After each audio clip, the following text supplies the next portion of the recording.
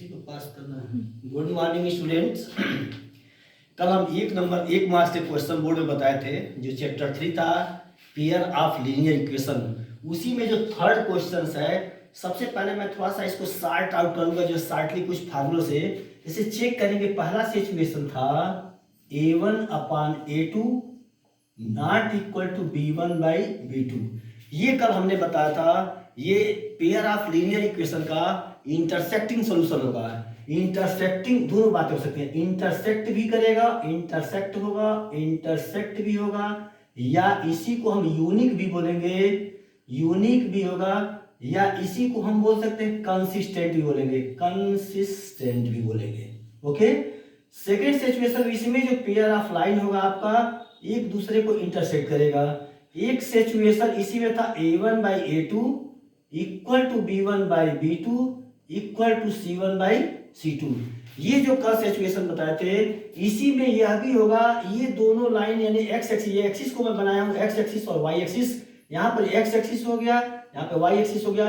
यहाँ पे दोनों यानी पेयर ऑफ लाइंस जो होगा, यदि एक लाइन को हम L1 से रिप्रेजेंट करें और एक लाइन को L2 से, तो ये कोइंसिडेंट होगा। कोइंसिडेंट का मतलब हो गया कि सारे पॉइंट एक दूसरे पर लाइन हो जाएगा। यहाँ पे मैनी सॉल्यूशन को रिप्रेजेंट करेगा, मैनी सॉल्यूशन। मैनी सॉल्यूशन कौन सा सॉल्यूशन हो जाएगा? मैनी सॉल्यूशन या इनफाइनाइट सॉल्यूशन देगा जो है। ये 1 मार्क्स में क्वेश्चन पूछता है, तो मैनी सॉल्यूशन होगा, या इसी को हम कंसिस्टेंट कह सकते हैं। क्या बोल सकते हैं? कंसिस्टेंट। तो ध्यान दे, दो सिचुएशन है कंसिस्टेंट का, पहला हो गया और दूसरा। थर्ड एक सिचुएशन, इसमें हम दो थोड़ा सा यहाँ पे देखिए जगह जैसा है, थोड़ा सा मैं ऐसे एक्सप्लेन करता हूँ।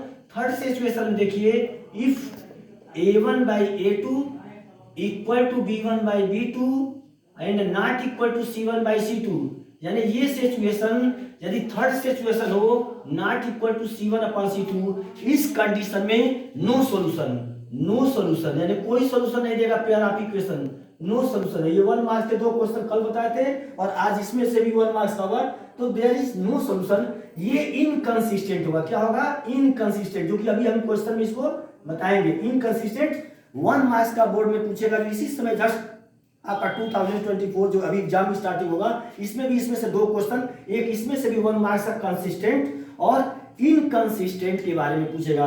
अब इसमें आपको कैसे चेक करना है? तो नो सॉल्यूशन और इनकंसिस्टेंट, इसका जो फिगर आपका आएगा x डेक्स y डेक्स ओरिजिन, इसमें पेयर आप ये दोनों लाइन एक दूसरे के पैरेलल हो जाएगी, यानी L1 and L2 both representing the pair of lines या साइमल्टेनियस इक्वेशन इसको बोलते हैं। तो pair of linear equation with two variables, इसमें दोनों पैरेलल लाइन होगा, then no solution and also inconsistent. अब जो हम यहाँ पे देखते हैं, ये एक्सरसाइज 3.2, इस पर हम क्वेश्चन नंबर 3 में से लिखा है ऑन कंपेयरिंग द रेशियो, यानी first of all you have to compare the ratio a1/a2, b1/b2 and c1/c2। अब इसमें देखो देयर आर टू क्वेश्चन।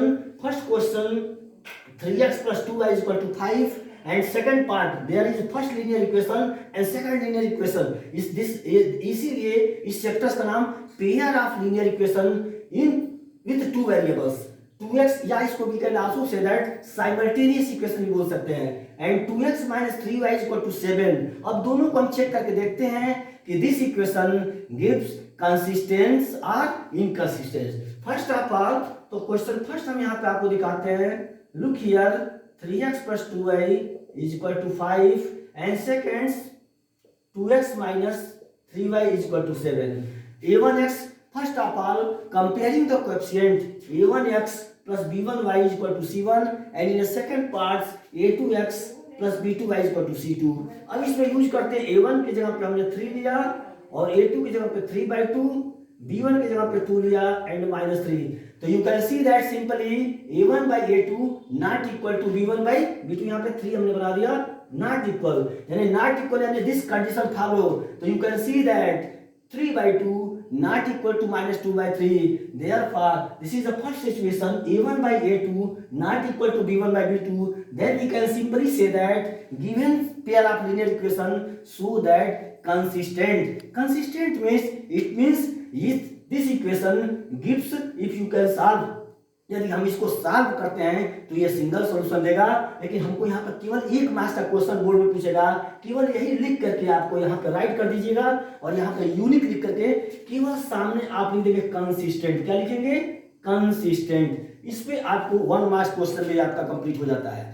इसी का मैं सेकेंड पार्ट, इसमें सेकेंड पार्ट एक और क्वेश्चन है 3/2x plus 5/3y this is equal to 7 and another equation 9x minus 10y this is equal to 14। अब इसको जहाँ से देखो मैं सॉल्व करता हूँ। A1 की जहाँ पे कंपेयरिंग, ये क्वेश्चन नंबर सेकंड को चेक करो। इसको भी मैं इसी से देखो 3 पार्ट मैंने जो लिखा है आप इसको इजी देख सकते हैं। अभी मैंने इसको एक्सप्लेन भी किया था, एक बार और मैं इसको एक्सप्लेन कर दूंगा। अब चलते हैं सेकंड पार्ट। इसमें 3/2 के जगह पे आपने क्या लेना है? 3/2 मींस A1 हो गया and divided by second part इसका क्या लेंगे आप? सेकंड पार्ट में आपने 9 ले लिया। अब देखो ये फर्स्ट पार्ट, सेकंड पार्ट इसमें b1 की जगह देखो b1 की जगह पे इसमें क्या लिखा हुआ है? 5/3 और सेकंड पार्ट इसमें क्या लिया गया है? ध्यान दो यहाँ पे सेकंड पार्ट 3/2x/9 एंड 5/3/-10। यहाँ पे सिंपली क्वेश्चन आप इजी देख सकते हैं, दोनों क्वेश्चन यहाँ पे दिया गया है। और यहाँ पे लिख सकते हैं 10y की जगह पे यहाँ पे देखिए हमने 10 लिख दिया और इज इक्वल टू 7। देखो यहाँ पे दिया हुआ है 7 और यहाँ पे है 14। अब जैसा कैंसिल करके इसमें देख सकते हैं 3/2, तो देखो ये डिनोमिनेटर 2 किसके साथ आएगा? तो निश्चित रूप से डिनोमिनेटर के साथ आएगा। Now you can write 3/2 into 9। यहाँ पे लिख सकते हैं 5/3 into 10। देखो यहाँ पे 5 3 नीचे आ जाएगा यहाँ पर भी, तो 5/3 यहाँ पर आ गया, इंटू क्या आ जाएगा जो है 10 आएगा, यहाँ पे 7/14 आ जाएगा। अब जैसा कैंसिलेशन कर लेते हैं तो देखो यहाँ से कैसे 3 3 जा 9 हो जाएगा और यहाँ पे कितना हो जाएगा 5 2 जा हो जाएगा और 7 2 जा। कैंसिल करो। अब देखो आफ्टर कैंसिलेशन रिजल्ट लिखता हूँ तो 2 3 जा 6 यानी 1/6। सेकेंड वाले में भी आपका आ गया 1/6 एंड थर्ड वाले में क्या आया 1/2। देखो तुम सीधे सीधे आप देख सकते हैं, you can see that A1/A2 equal to B1/B2, यानी 2 रिजल्ट इक्वल है, 2 ratio are same but third ratio not equal to C1/C2।